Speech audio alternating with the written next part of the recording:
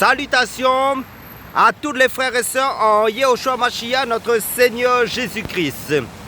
Nous sommes dans le nord de l'île de la Réunion, au Barachois, dans la ville de Saint-Denis. Je suis le frère Serge de l'île de la Réunion. Je suis docteur enseignant de la parole de Dieu en Yehoshua Mashiach, notre Seigneur Jésus-Christ. Nous sommes le samedi 21 juin 2025.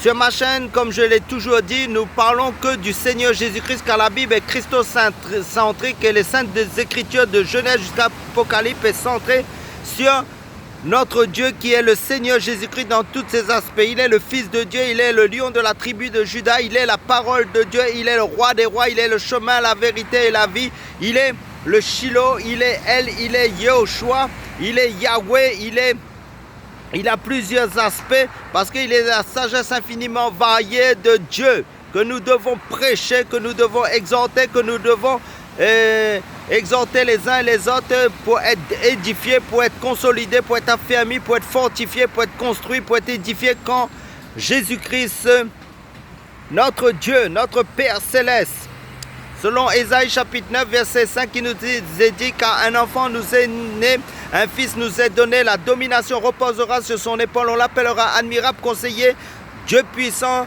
Père éternel, prince de la paix. Alléluia. Prenons un passage aussi dans Romains chapitre 15 verset 4 à 6 qui nous dit « Oh, tout ce qui a été écrit d'avance l'a été pour notre instruction. » Qu'est-ce qui a été écrit? La Bible de Genèse, Apocalypse, inspirée par Dieu, car c'est Dieu qui a utilisé des instruments des hommes et des hommes pour mettre sa parole dedans, pour discerner ce qui est de Dieu et ce qui n'est pas de Dieu. Ce qui est des ténèbres et ce qui n'est pas, et ce qui est de la lumière de Dieu. Donc, tout ce qui a été écrit d'avance l'a été pour notre instruction, afin que par la patience et par la consolation que donnent les Écritures de Genèse, Apocalypse, comme je l'ai dit, nous possédions l'espérance. L'espérance en quoi? En Jésus-Christ, car Jésus-Christ est notre foi et notre espérance éternelle.